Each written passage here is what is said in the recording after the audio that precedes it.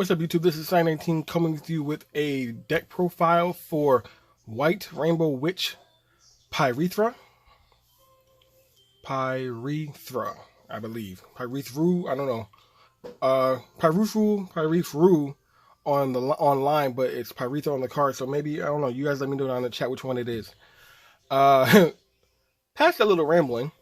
So this is the latest budget deck that came out of set 12. Radiance.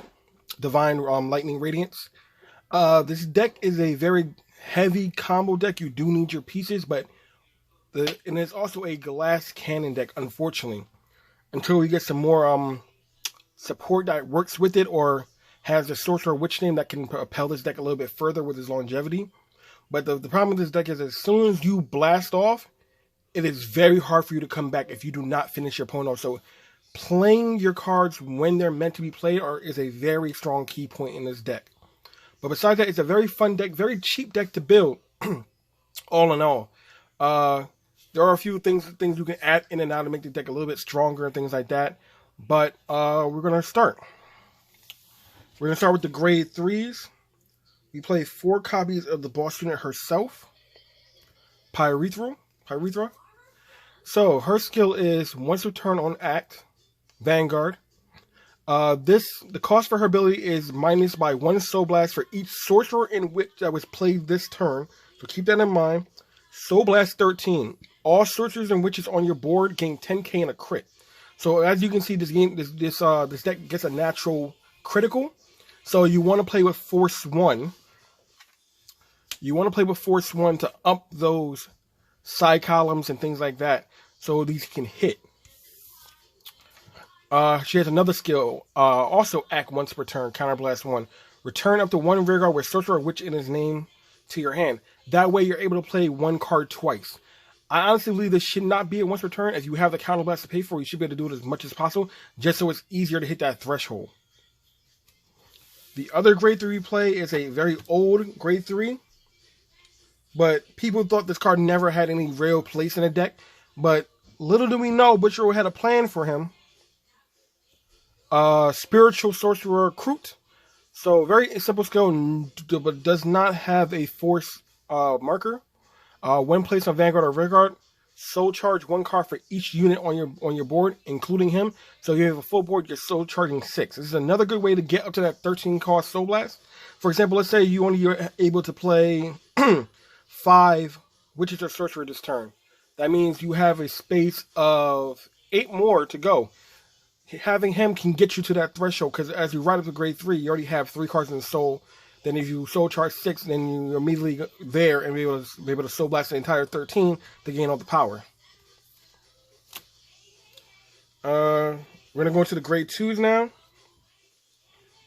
We play Morning Grey Sorcerer Ashwa. So his ability is very good and very simple for the deck. At the end of the battle, that this unit is boosted by his partner, late bloomer sorcerer Filmit. You put the grade 2 into the soul, get an imaginary gift, and put it onto your Vanguard circle. That way your Vanguard is hitting for higher numbers. That way the force marker she gives, you can give it to your side. Next, we play another grade 2 that came out of the Divine Lightning. White Phosphorus Sorcerer Revoluta. So Revoluta has a rearguard skill only, which I actually believe it should be Vanguard Rearguard, which is when plays Counterblast 1, reveal the top 3 cards of your deck, add 1 card from among them to your hand, and put the rest into your soul. This is another good way to soul charge. The last grade 2 we play is, again, another card out of this set. Falling Star Sorcerer Vin. Vin has the ability, is when placed on rearguard as well, discard a card from your hand, choose 1 card from your soul, and add it to your hand. This is the way, so Revolute put cards in, then takes them back out. So now we're going to go into the grade 1s. Because this is a witch deck, we're playing Pure White Witch Salty. This is your drop and draw PG. You should all know what they do by now. Next, we play 3 copies of Witch of Caps Kumin.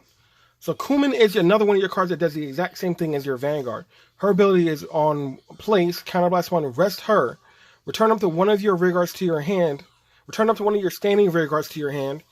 or put a card from your drop zone into your soul. So that second part you're really never going to use. You're really using the first skill to pop cards back to the hand so that way you can play them twice.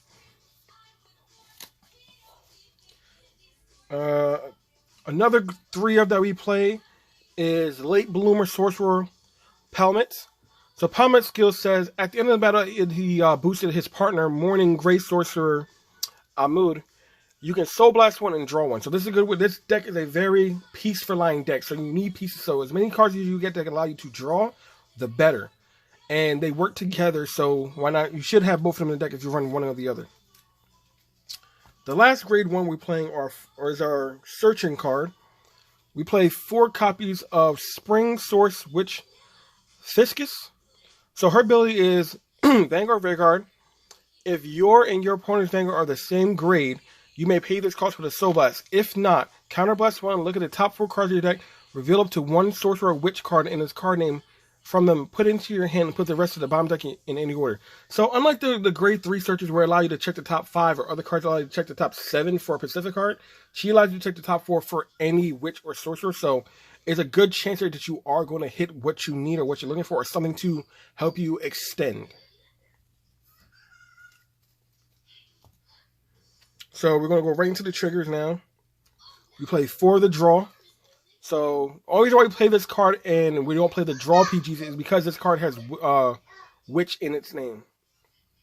So of course we're playing a Witch deck, so we're going to play the 4 Witch of Big Pots Luria, which is a Witch but a heal. And then we're playing a 8 crit. Oops, hold on one second. Somebody wanted to hide.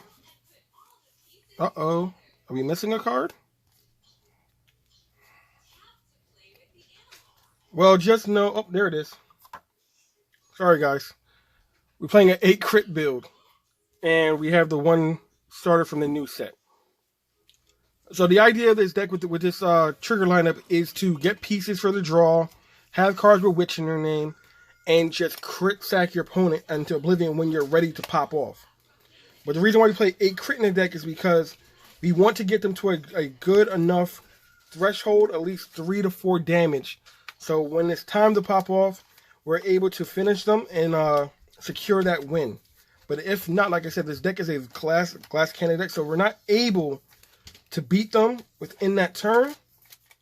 You're not going to live past that turn. So this is the deck. Look forward to some videos and things like that so I can show you how the deck works. And hope you guys like it. Please leave down in the comments if you guys try this deck. If you have any questions, any suggestions, please like the video. Please share the video.